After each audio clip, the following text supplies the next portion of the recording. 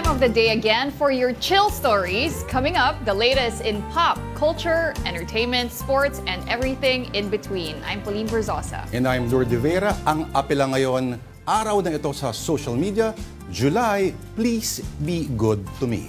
Dahil dyan, let's bring good vibes to life through a heaping serving of Afternoon Delight.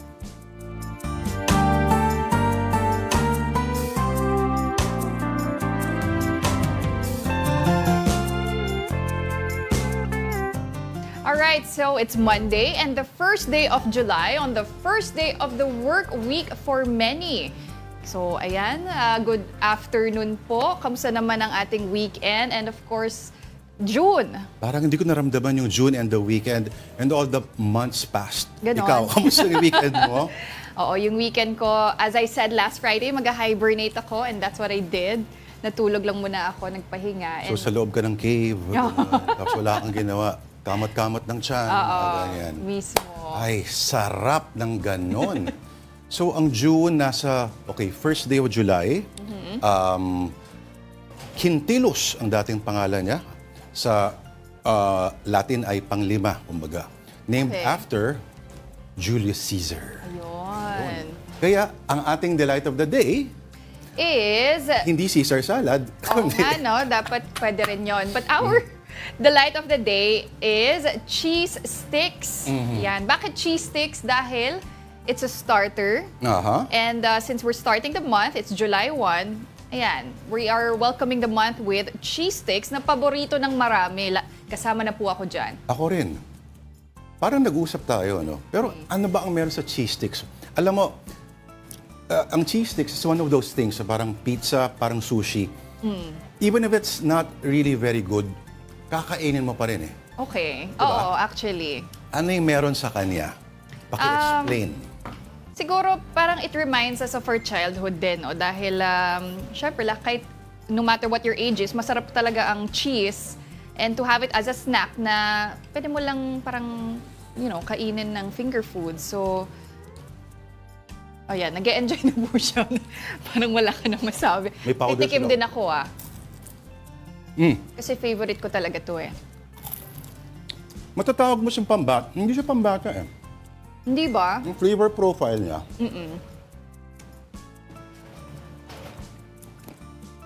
Basta. Parang french fries kasi, di ba? Pero ito, cheese sticks. So, ako nung bata ako, favorite ko to eh. So, I guess, kaya ko siya na-associate with my childhood. Walang ganyan ng panahon namin. Ah, wala ba? Oo. Grabe ka naman. Ang nilalagay sa loob ng mga ganyan ay ground beef or toge. Medyo fairly, relatively recent na lamang. At ngayon, yung uso nila ngayon, dinamita. Alam mo ba yun? May finger chili sa loob. Yes. Siyempre, isang variation din yan, no? And sikat din. Nag-originate ba yun sa Pilipinas? Dynamite? Dynamite? Hindi. Si Alfred Nobel ang naka-imbento nun. Okay. Bakit? Swiss. Hindi.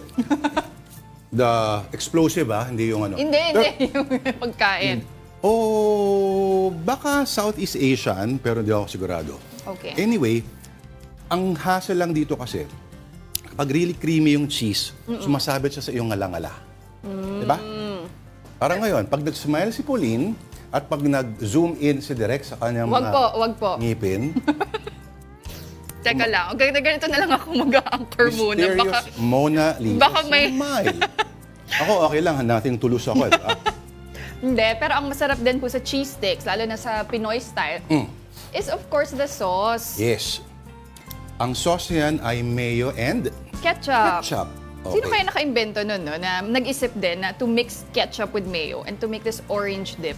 This is actually really good. And ginagamit rin to for other food like chicken fingers, diba? Or fish fillet. So, isa rin yan talaga sa nagpapasarap. Parang ganun, Is it the shape? Yung chicken fingers kasi parang third bite ko palang okay na ako. Okay. Diba? O dahil yung laman ba niya na parang puro parang breast, parang breast fillet, gano'n. Ito hindi Nakakabusog kasi agad yung chicken fingers. Nakakabusog pa. Basically, sabi ni Anthony Bourdain, kaya gusto niya sisig. Yeah. Because it has everything that you want in a dish. May element siya ng crunch, ng crisp. May element siya ng soft. May element siya ng cartilage. Yung sisig, at meron siyang element ng fat, etc., etc. Ngayon, hindi naman lahat yata ay fulfilled ng cheese sticks. Yeah. Pero ang cheese sticks ay hindi kailangan ng rational, ng panahon para i-enjoy natin. Oo naman. And speaking of starters, ang sisig yung iba ginagawang starters din yan. Diba? Sa mga restaurants, sa menu part yan ng starters instead of dun sa pinaka entree or yung mga main dishes nila. So, ikaw, ano bang favorite? Sa mga hampas lupang gaya namin, inuulam na namin. Inuulam ko rin naman yung sisig mo. Pero anong favorite starter mo? Starter? Okay. Aside from cheese sticks? Ceviche or? Uy, social naman yun. Kinilaw. Oo. Kasi parang palate cleanser siya eh. Okay. Ikaw? Ako, calamari. Yan. Or nachos, mga ganyan. Mga pika-pika din. So, kaya favorite ko rin ang cheese sticks. Okay. But speaking of starters, and as we're starting the month of July, ano nga ba ang mga notable celebrations this 7th month of the year? Well, July is the School Safety Month. Okay. It's also the Nutrition Month, the Blood Donors Month, and the National Disaster Consciousness Month. Aba, kaya pala masama tingin sa akin ng mga taga-Red Cross kanina. Bakit? Oo, kasi ano yan? Blood Donors Month. Oo. So, nakapag-donate ka na ba ng dugo? Never pa. Talaga? Kasi We have a surprise for you. Di joke. today pala, no? Ba't di ka pa nagdo-donate underweight ka? Oo, nung time na meron sa school dati ng blood donation drive, parang underweight ako noon, so hindi pwede. Pero baka ngayon, I should. Maganda may gimmick sila, no? Yung mga mag-extract ng dugo, naka-vampire outfit. Di ba? Pwede. We want your blood! Okay na idea yan, ah. Di ba? Pero ito rin ang ating celebrity at meme of the month. It's none other than Julina Magdangal o July na Magdangal. Ayan, pasok na pasok. This July. Sino nag-invento yan? Bakit? Hindi ba funny? Hindi siya natatawa. Uy, witty naman. Explain sa akin. Explain pa ba yan? Meron bang ever na pagkakataon that her name was pronounced Julina? Yun ang di ko alam. Pero pasok naman sa Julina. So, I guess, pinag-ano na rin nila. July na Magdangal. Ewan ko Kung ako yan, gagawin ko ng Julio Iglesias. Okay. Diba? Mas pasok yun. Or Julio Valiente. Ayun. Hindi mo kilala si Julio Valiente? Hindi ko kilala si... Nakaw. Dapat mapanood mo yun.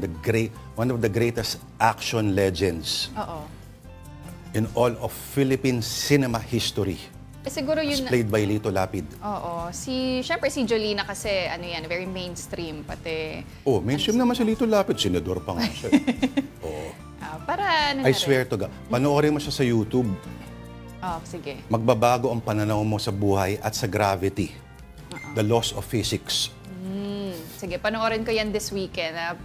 Pasikatin na rin natin for next year, yung Julio Valiente. Ay, sikat na, hindi na kailangan. Okay, hindi na pala. O baka bagong na to, nag-evolve na rin para naman iba daw. July na Magdangal.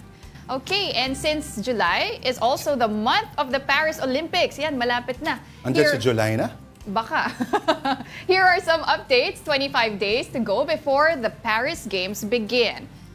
Gymnast Carlos Yulo has joined Team Philippines in their training camp in France, and the Golden Boy arrived in Paris on Saturday and headed straight to Metz to start his rigorous preparations.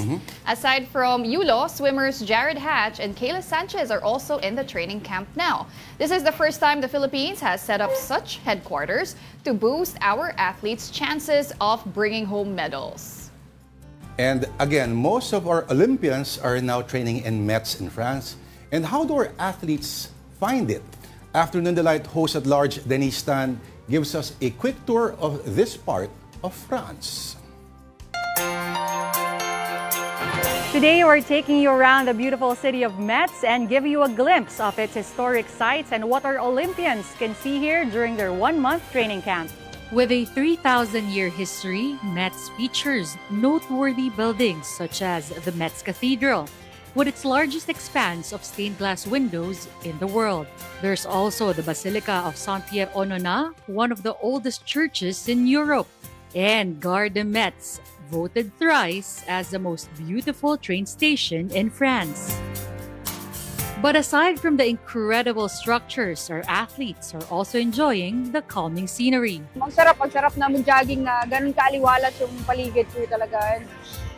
Hindi siya same na sobrang crowded talaga. Para sa akin, bilang isang atleta na mag-train dito, 10 out of 10 talaga, sobrang ganda, sobrang relaxing ng area, and peaceful at the same time. With their minds at peace and their bodies in rhythm, it's clear that their time here in Metz has helped them find their balance. From Metz, France, Denise. Isang malaking park. Yung Metz. Paano nga? Parang ang hirap mag-focus. Oo nga, yun din yung inisip ko. Parang extra challenge pa yan for our athletes dahil syempre, nabibighani sila dun sa surroundings nila, pati... Pero mga athletes kasi sila. Kung kunyari yung mga writer yan or mga artists, baka... pag hanggang umuwi ng Pilipinas yan, walang nabubuo yung mga libro or any piece of writing done. Pati I'm sure locked in na yung mga athletes natin at this point dyan sa Metz, France. Meantime, more Filipino athletes are raring to qualify for the Paris Olympics.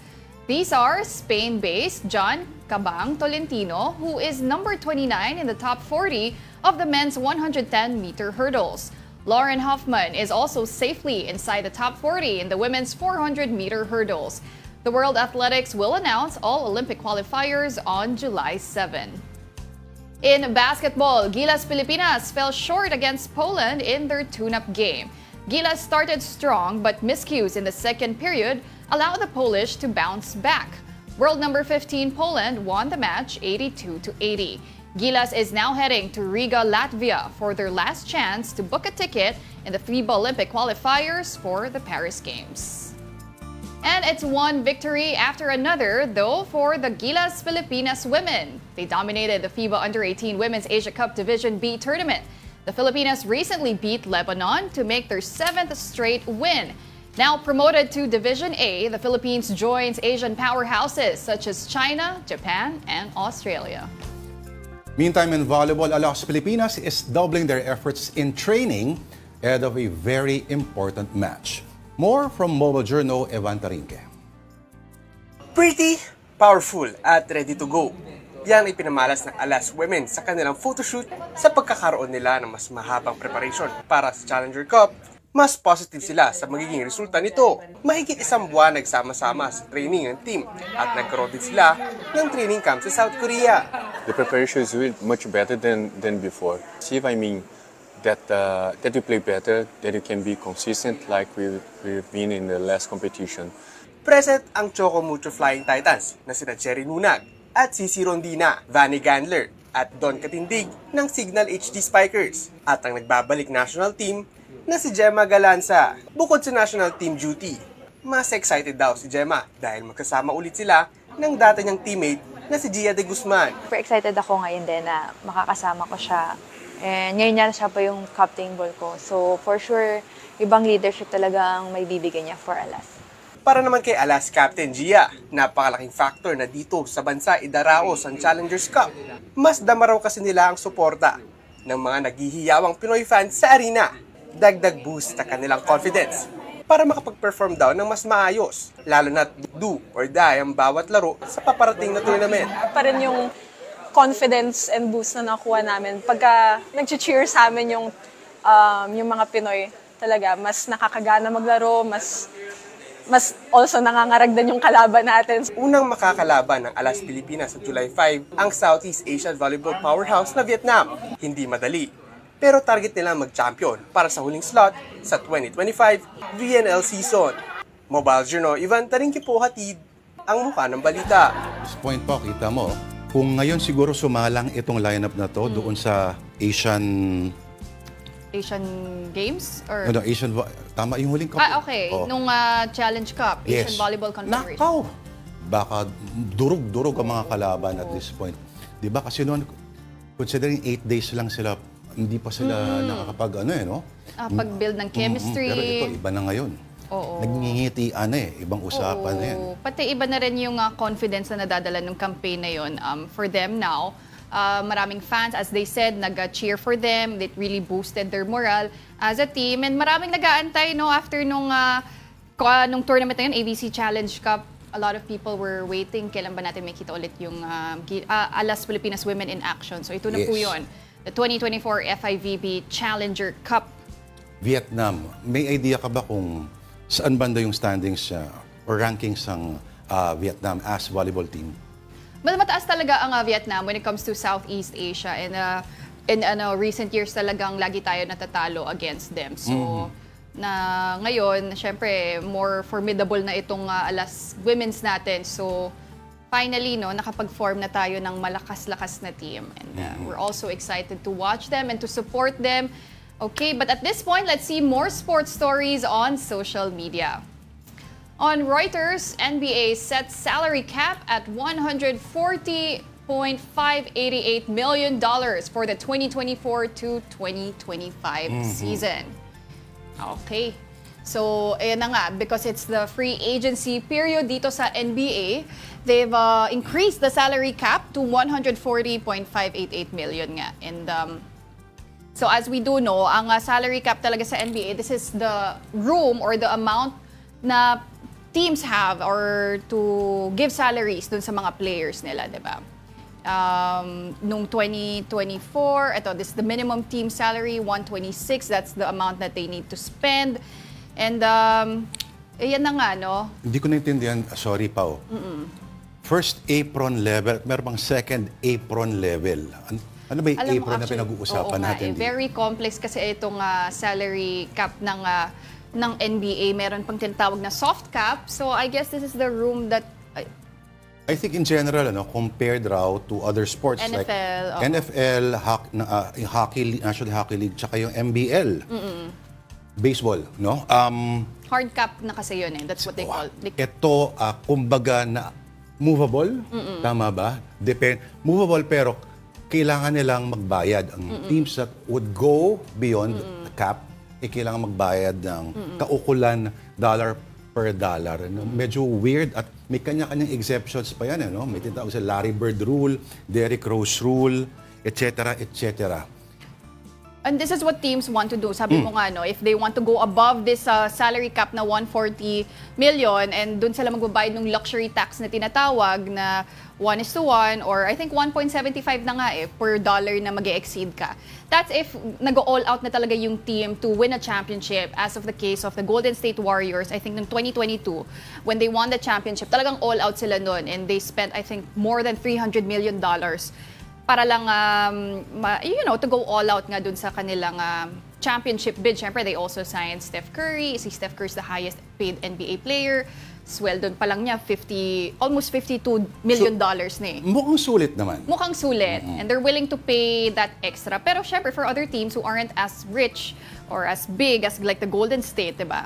That's what you have the salary cap for. Para hindi lahat ng mga big teams kukunin na lahat ng superstars. Pero nagagawa nila ng paraan around that, di ba? May diskarte sila dyan. Magugulat ka, 2 or 3 malalakas sa forwards na sa isang team na lang. Ngayon, may isang NBA superstar na opted out of his contract para mas magkaroon ng karagdagang budget ang team niya para mag-build ng mas malakas na lineup. Ayan. Clue, ang first name niya ay LeBron. Ang apelido niya ay James. Ang team niya, Clue, starts with the letter L and ends with acres. Clue pa ba yan? Yan na yung headline natin eh. LeBron James opts out of contract and eyes new Lakers deal. Konti lang ang diferensya ng sahod nila ni Steph Curry. Halos. Yes, oo. There was a time, of course, LeBron was the highest paid NBA player. Pero now, syempre at 39 years old, medyo hindi na rin siya as dominant as he was in his prime years. Talaga? Siya pa rin ang lead score. Ang highest all-time leading scorer. Pero, okay, so punta tayo bakit siya nag-opt out? Okay. So, ayan na nga, since it's a free agency period in the NBA, 4-time NBA champion LeBron James has opted out to give room nga for the Lakers to sign a player who could give more impact, who could be an impact player for them this season. Siyempre, naghahabol pa nga si LeBron ng kanyang 5th NBA championship. Grabe naman. Oo naman. Si Jordan ba na kailan? I think naka-4 ata siya. O basta tinatalo lagi ni LeBron ang records ni Jordan. So. Parang yung mga succeeding generations, dapat itatap nila yung previous. Yes. Kasi otherwise, walang point ng evolution. Oo. And interestingly, di ba, syempre, we know that his son, Bronny James, has also just joined the Lakers. He was drafted 55th overall, di ba? Medyo masakit yun, ha? 55th. Oo.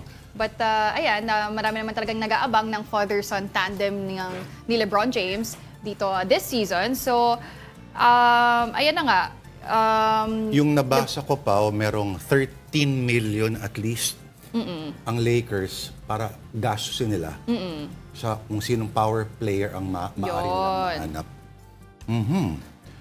Alam mo, ang weird kasi paano nung lumalaki kami, parang ang NBA noon na wala pang cable masyado. Parang apat lang yung dominant na players na teams. So, Boston, LA, Celtics, of course, Boston. Detroit, Bulls wala pa masyado eh. Pero ngayon, kung bandang 1985 or 87, kung sinabi mo sa akin na defending champion ng Nuggets, pagtatawanan ka ng mga tao. Walang maniniwala. Ganun. Pero ewan ko pa. Nagulat lang ako, nalistahan ng mga free agents. This guy, ito talaga yung actual name niya. I swear to God. Ito, okay, seryoso ba to? Sa Phoenix, every report. Ito ba yung name niya, Si Manute Bol, naalala ko si Manute Bol. Pero yung first name nito is similar to his last name. Ngayon, hindi ko alam kung joke ito o hinak sila. Pero website to ng NBA. So, ito yung si Mr. Bol, B-O-L, ay free agent. Nasa listahan siya ng free agents. Okay. Baka kasi in English, wala na mga... I'm assuming, si Manute Bol ba, Nigerian ba siya? We'll Sudanese. have to check. Sudanese, oo. Alright. So, good luck sa Lakers. And at least si LeBron, kumbaga, taking one for the team. Hindi na kailangan, aanahin pa niya sa lapingan. Ang dami-dami niya ng pera. Totoo. And correction pala, 6-time champion si Michael Jordan. So, kulang pa. 2 pa. Or 3 kung gusto niyang higitan si Jordan. Correct. Gusto man natin. Kasi di ba kahit ilang kung wala kang sing-sing, it don't mean a thing if you ain't got that ring. So we'll see how this will play out for the Lakers. And pala yung term doon, roster improvement.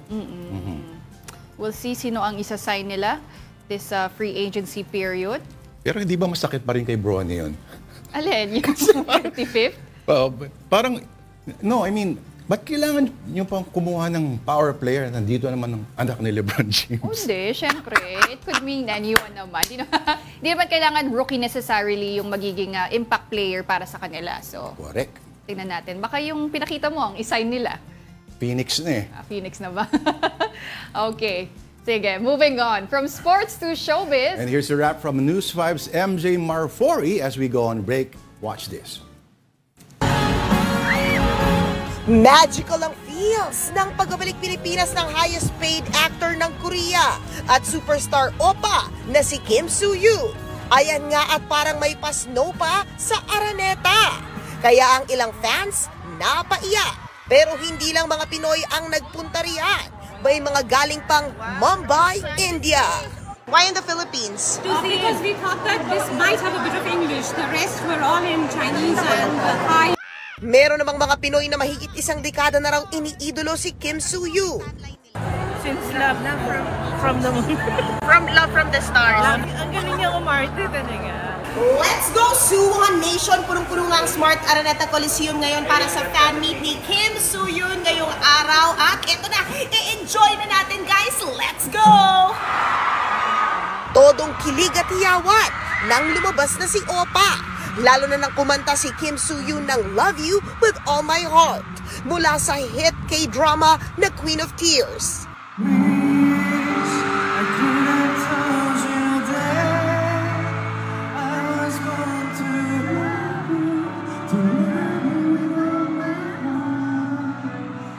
Si Soo-hyun, Napaiyak din sa mainit na pagtanggap ng fans. Wala pang 15 minutes sa show. 아니 어떻게 이렇게 다들 paano ba to? Siyempre, pinakilig din ni Suyu ng shippers nila ng kanyang Queen of Tears leading lady na si Kim Ji-won o ang Suwon Nation. Hey na!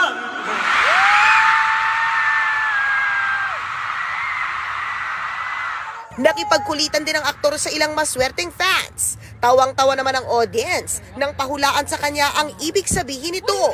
Eme lang, charot. What do you think that means? Eme lang. Charot. Star-studded din ang kanyang fan meet. Kabilang sa mga dumalo, si Andrea Brillantes na naka-wedding dress pa ang peg. Sa isa pang ang picture, nagpa-yes I do po si Andrea. Sa anggulo naman na ito, tila sinagot din ni Suyu ng finger heart niya. Very successful naman na 3 araw na sold-out solo concert ng Nation's girl group na BINI. Siyempre, pasabog ang solo performances ng bawat isa sa 8 BINI. Kabilang ang Crazy in Love performance ni BINI Colette at Woman ni BINI Aya. Hindi rin nawala ang performance ng grupo na sikat nilang mga kanta na Pantropiko at Salamin. But wait, there's more. Dahil sa October 4, magkakaroon ulit sila ng concert sa Smart Araneta Coliseum. Hit na hit agad ang solo comeback ni Blackpink Lisa na Rockstar. Higit 50 million na agad ang views ng music video na ito sa YouTube sa loob lamang ng 3 araw. Ginawa ito sa Bangkok, Thailand, kung saan ang hometown ni Lisa. Alay raw ito ng K-pop star sa Thai culture at authentic Thai street life. Ito ang una niyang kanta sa ilalim na sarili niyang management company na Lourd.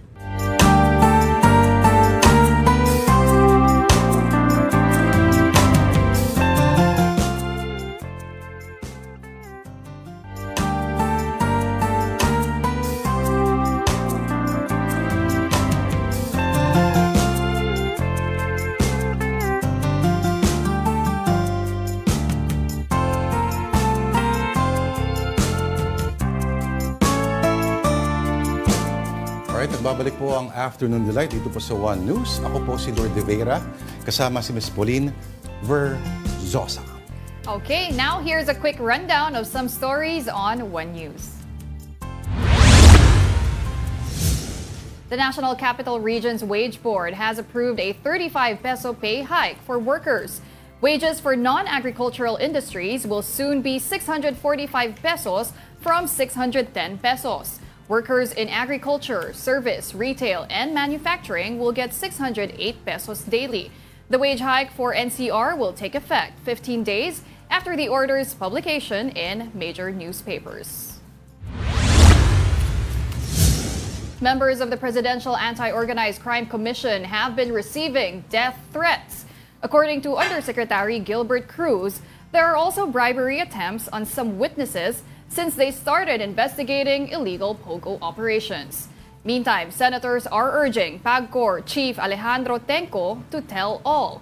Tenco earlier claimed that a former cabinet official lobbied for questionable POGOs so they will have gaming licenses. Philippine Coast Guard spokesperson Jay Tariela denies any help from the Chinese Coast Guard. That's over the rescue of injured Filipino fishermen in Bajo de Masinloc on Saturday. Tariela says the CCG even obstructed the rescue mission.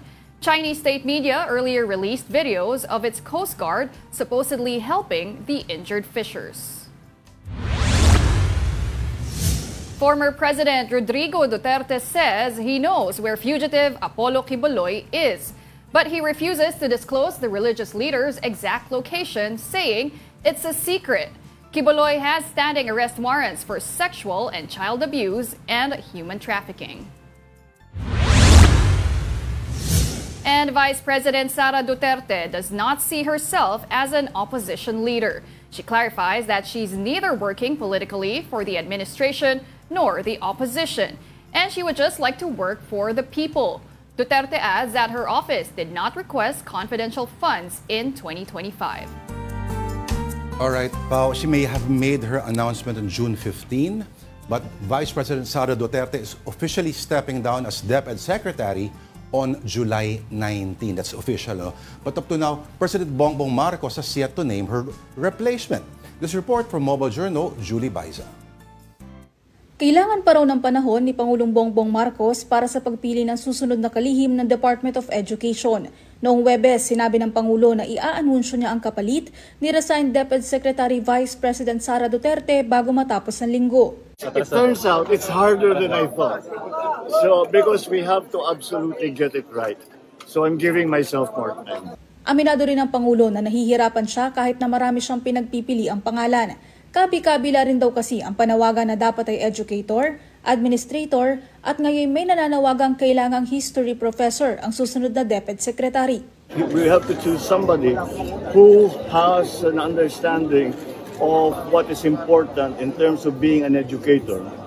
But then we also have to find the same person also has to have those qualities that they can galvanize this very, very large bureaucracy, which is the DepEd, to achieve all of those gains or all of those changes to make the educational standard better. Kailangan din daw na kayang balansehin ang susunod na kalihim ng kagawaran ng edukasyon, ang interes ng mga guro at maging ng estudyante. Una riyan, sinabi ni PBBM na minamadali na niya ang paghahanap ng papalit kay VP Sara para sa DepEd. Hindi niya maaaring hayaang nakatiwangwang ang posisyon. Mobile Journal Julie Baiza po, hatid ang mukha ng balita. In the U.S., there are talks of dropping President Joe Biden as the Democrats' standard bearer. That's after his disappointing performance in the CNN presidential debate with Donald Trump, June 27. Should the replacement happen, how will it play out exactly? Here are the scenarios from CNN correspondent Tom Foreman. Primaries have been held. Delegates committed. President Joe Biden is the presumptive nominee for the Democratic Party. Short of a true health crisis, about the only way he loses that slot is if he agrees to step aside. His stumbling debate performance against former President Donald Trump, however, has fueled calls for him to do just that. On the total initiative relative to what we can do with more Border Patrol and more asylum officers. President Trump? I really don't know what he said at the end of that sentence. I don't think he knows what he said either. But even then, the process of replacing him would be full of uncertainty. Democrats could work it out at their convention in August, the way political parties used to. Various names would be put forward, and most likely the more than 3,900 delegates from across the country would discuss, debate, and eventually decide on a new candidate. Almost all of them right now are currently pledged to Biden and approved by his campaign. But if they can't agree, if it gets really nasty and grinds on, well, then maybe the additional 700 superdelegates, deep-seated party insiders and elected officials, could be key to settling the matter. They normally can't vote on the first ballot for president if it would change the nomination, but they can vote on subsequent ballots. But that scenario raises questions, too. Would voters who took part in primaries feel pushed aside and alienated from the party if a new nominee was chosen? Would a new choice be able to mount an effective campaign in the roughly 10 weeks from the end of the convention until Election Day? And who would be the choice? There are several big names that could likely be considered, but not until the party decides how it feels about Vice President Kamala Harris. Plenty of Democratic voters and party leaders would see her as the natural heir to the nomination, and if she is not chosen, her disappointed supporters could also become a deep problem for the party in November.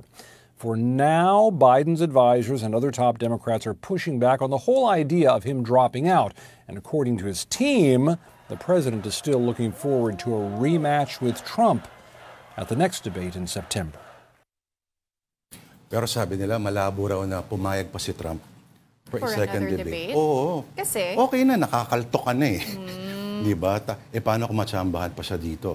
Oh. Malay mo, robot na ipalit kay Biden. At parang cyborg na mas magaling pa pala.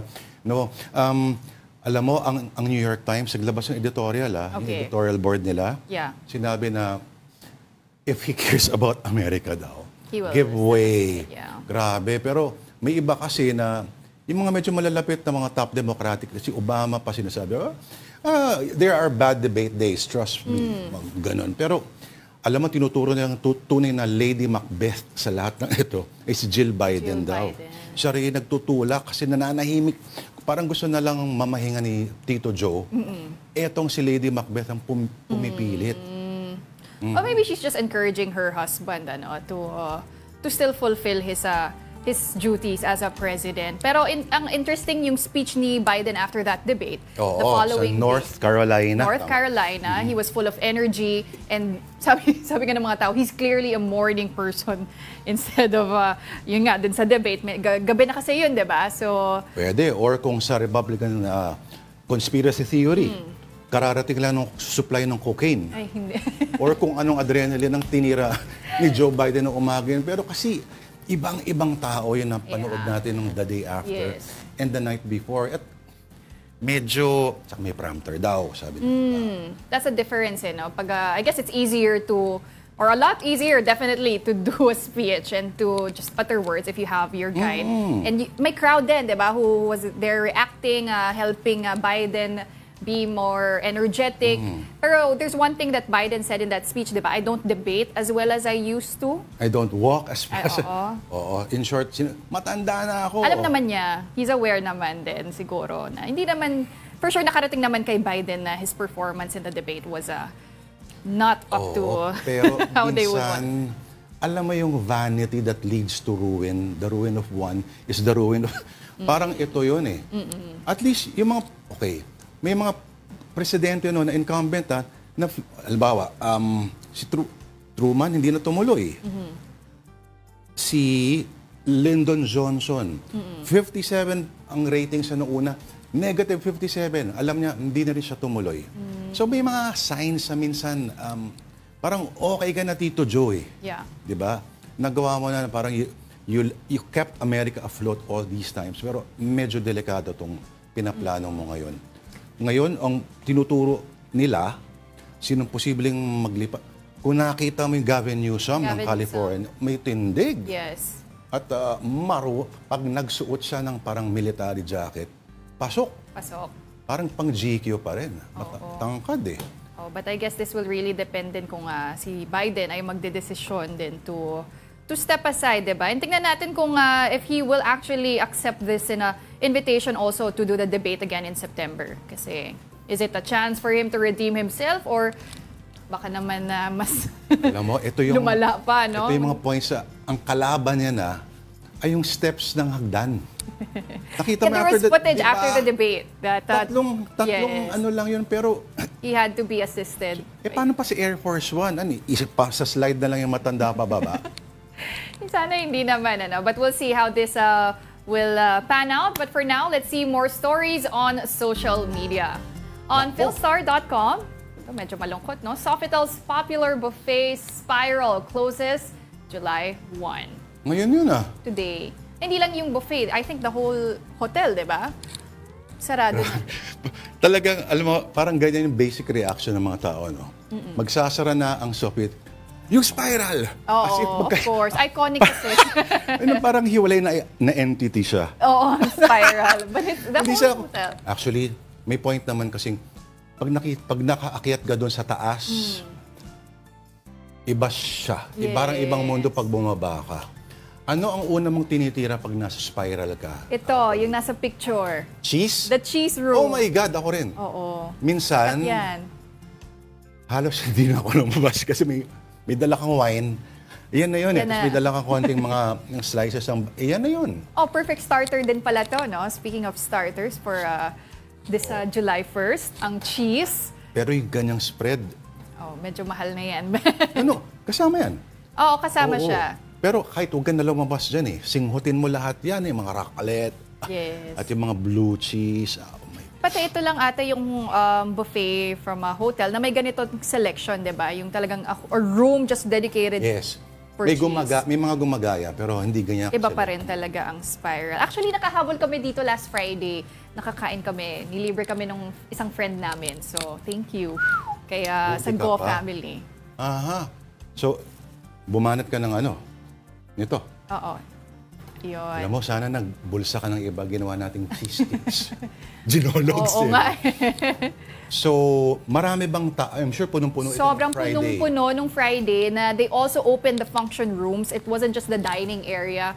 They had to open, I think, 3 additional function rooms just to accommodate a lot of people. I think yung boss din natin, si Sir Jovi, humabol din kahapon dito sa Sofitel kasi nga very iconic. And I guess, you know, our hearts go out to all the employees rin kasi very sad naman talaga. When we were there, you could feel the sadness, iba yung aura ng mga staff, and ayun, nakakalungkot din talaga after decades of being iconic. May mga kwento-kwento nga na isang raw, kaya sinara yun, ay may labor problems talaga. Pero alam mo kung may edad ka na talaga, alam mo may edad ka na, Pao, kung inabot mo siya, ang tawag sa kanya, Westin Philippine Plaza. Oo. Gaya ng ibang tao sa kwartong ito.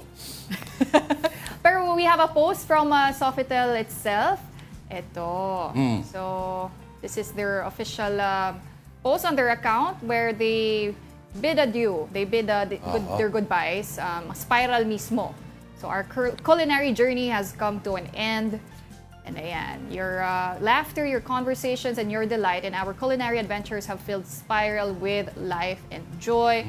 They thank their artisans, they thank their customers, and ayan. Medyo mahirap kasi tapatan. Kasi unang-una yung location niya, tsaka yung view eh. The view. Walang, medyo mahirap-hirap maghanap ng, lalo na ngayon, dami ng reclaimed area. Saka magagawa ng ganyan sa Navotas. Medyo iba naman ang view din doon. Pati kahit pricey rin yung buffet na to, no? I think it's the most expensive na buffet ba dito sa Metro Manila. Kasi 4,000 or 5,000 ata per head, no? Talaga? Oo, mahal talaga. Monthly salary ko na yun. Wow! Oo. Buti ka pa, mas mataas pa. Balang araw, sayang, sarado na. Nag-iipon kasi ako para makatikim ako niyan. Pangarap ko lang nung bata ako makakain sa mga ganyan. Alam mo nga yung cheese room eh. Nilibre lang din ako. Ayan. Oo. Ngayon, balik tayo sa Kabalen. Okay. Another ending. This time on Philstar Life, Baguio Midland Courier to cease operations after 77 years. So ito magsasara rin, no? It's also a sad day for Philippine journalism. Kasi this weekly newspaper is shutting down after several decades. 77 years, my God. Ang founder kasi nito, Pao, is the Japanese Filipino igorot fictionist na si Sinay Hamada, no? Siya yung isa sa mga nagsulat ng very, very iconic na Tabitha's Wife. Na itong setting yung parang World War II, nanunood ng sine doon sa area sa North. At lagi siyang kasama sa mga compilation ng best Filipino short stories. At si Sinay Hamada ang founder nga nito. At hindi naman kagulat-gulat. Pero ang tanong dito yung print lang ba mawawala o pati yung website ba ay mag-i-exist pa rin? Hindi pa sure.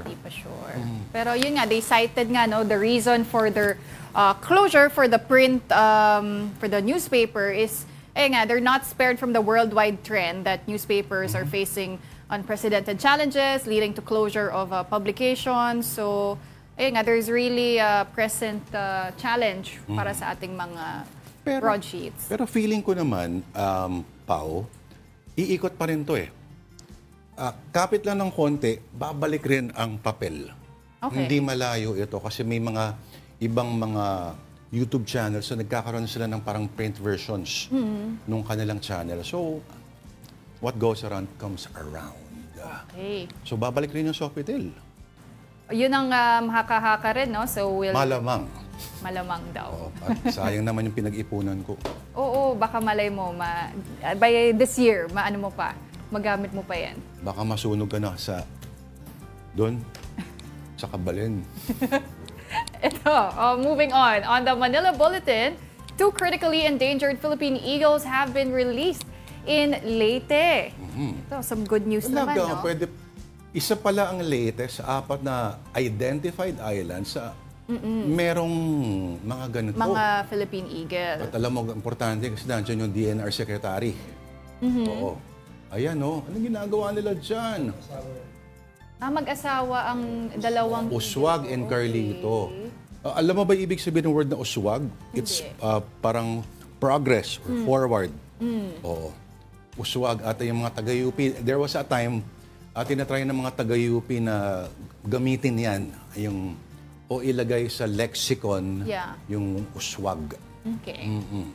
So I guess in this way, no, mas makaka-propagate ba itong eagles natin pag ang mag-asawa nasa wild, no? And wag lang barilin kasi alam mo naman, di ba? Isa Davao no na ay, marami pong pwedeng targetin, wag naman yung eagle, please. Oo nga. Oo. Para sa akin, mas imperial yung mukha ng Philippine Eagle compared to the American Bald Eagle. A lot of people nga have been comparing the two, no? And yes, I agree also. And the Philippine Eagle, ang interesting dito, yung DENR naman, they attached a GPS tracker dun sa mga eagles natin. And they're solar-powered, tsaka 70 grams lang. So, magaan naman siya. Yung GPS. The GPS, which is attached to them. So, they can still track. Sa bagay, kasi nga kung may makakapture, mag-capture sa kanila or ayun nga, sana hindi naman... Pag nakita nilang hindi na gumagalaw, oo nga baka may dumali. Oo. So, kasi kita mo, may time doon, di ba? Parang nung panahon na uso yung mga trolling, alaala mo, yung profile pic ng iba, eagle eh. Eagle. Kung hindi yun, pulang sports car na Toyota. Hindi ko alam kung anong meron doon. Oo. So, yun. Okay. DNR and the Philippine Eagle Foundation. Dalawa lang po sa mga...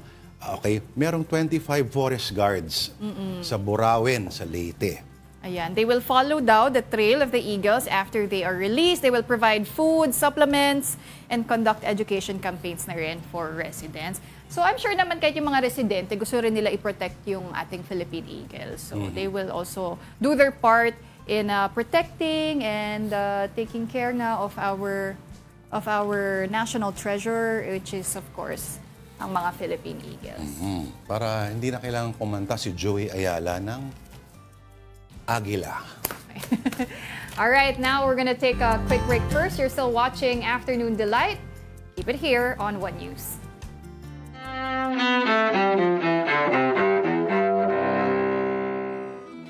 July 1st, 1863.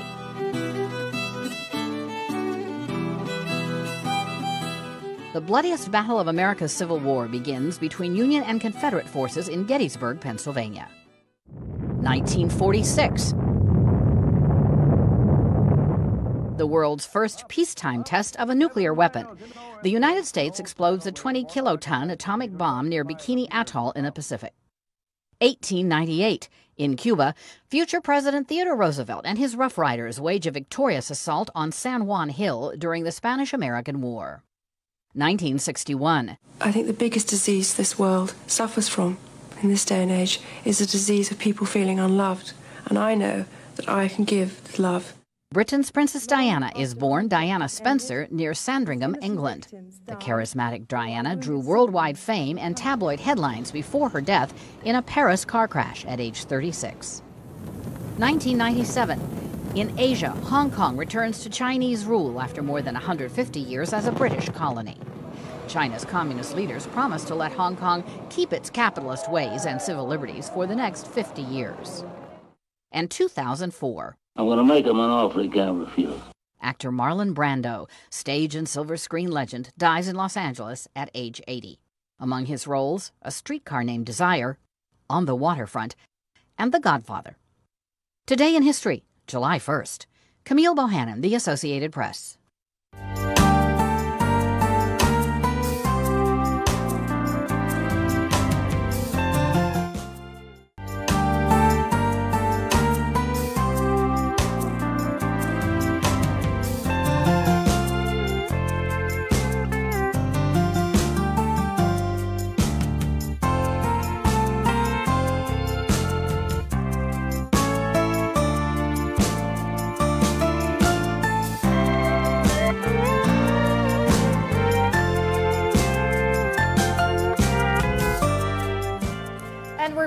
still watching Afternoon Delight. Ako po si Pauline Verzosa. At ako naman po si Lourd de Veyra. Okay, health news muna tayo. Ano nga ba ang carpal tunnel syndrome at paano ito maiiwasan? Mouse ba ang laging kalaban dyan? Narito ang report ni Mobile Journal, Yeda Pascual. Matinding pananakit ng kamay ang naranasan ng isang driver sa Balanga, Bataan. Ang kanyang sakit, nagmula raw sa sobrang paggamit ng kamay.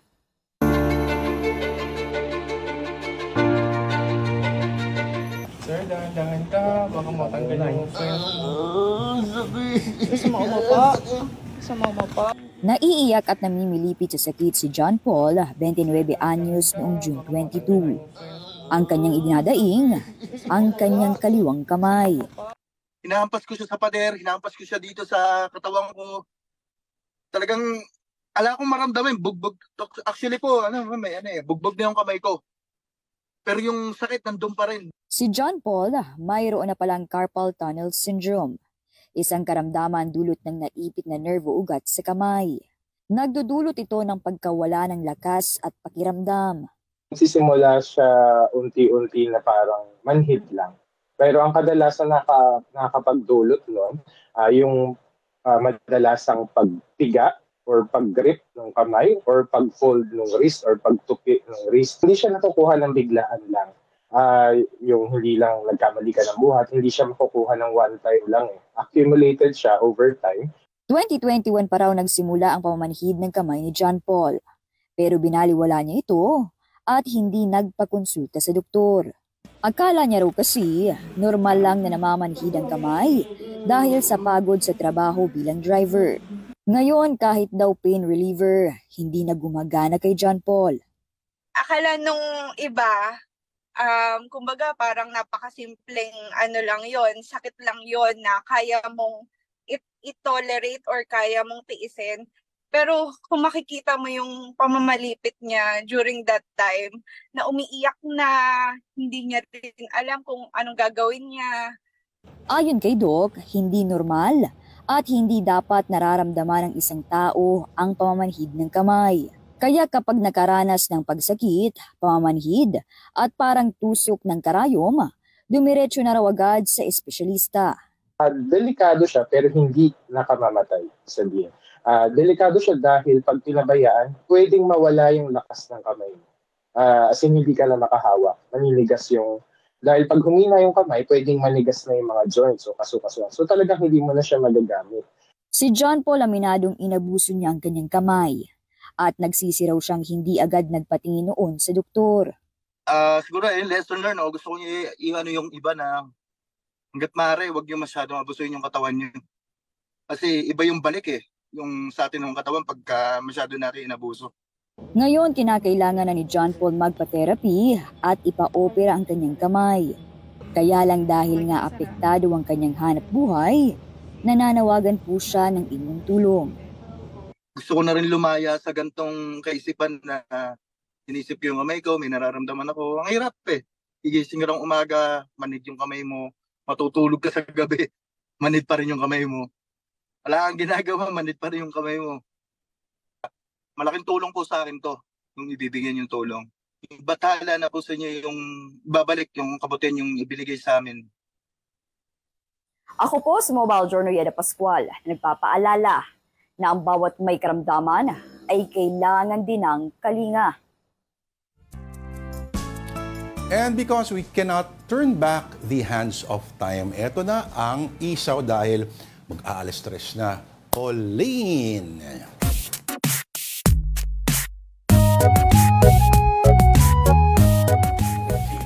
Eto na po ang I Saw the Signs. May nakiraan na naman sa Facebook feed edition.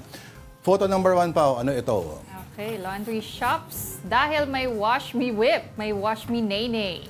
Yeah. Galing. Magkatabi kaya sila? Dapat, kasi walang sense kung ang isa is independent of the other. Okay, next Pangalawa. photo. Hot dog stand na nakalagay, grilling me softly with his tongs. Galing. Abay, dapat fan ni Roberta Flack nga ba? Yung original yan. Alright. Number 3. Ito, sad Ganda. baboy. Pighati Unlimited sa Samgyupsal. Funny, pero medyo yung vivisection, yung paghati ng pig, medyo nakakagimbal din, pero witty. Number 4. Ito, isa na namang snack stands na side-by-side. Lemonyo sa tabi ng Fries the Lord. Lemonyo. Fries the Lord. Lemonyo, okay. Ano yung fries? Parang Praise the Lord. Lord. Oo. Praise the Lord. Praise the Lord. Masyadong ano yan. Dapat, meron ding dapat pang balanse. Ano? Parang negosyo ng kapatid ko na nalugi na rin since. Johnny Water. Ayun. Water business siya, Johnny Water. Okay din, ano? Alam mo, kung may mga ganyan kayo nakikita, pitikan ninyo, padala nyo rito. Di ba? Di ba pa ako saan ipapadala? I-email po sa atin sa afternoondelight@gmail.com. afternoondelighton@gmail.com. Yes. Padala nyo na po yan. Ang premyo ninyo, ngingitian kayo ni Pauline. Cheese sticks na lang para naman mag-send sila. Itong exact cheese sticks yan, i-preserve namin para sa inyo. Okay, and that's Afternoon Delight this Monday, the 1st of July. Thank you so much for joining us. I'm Pauline Verzosa. Hanggang bukas, 2:00 ng hapon, ako po si Lourd de Veyra. Have a delightful afternoon.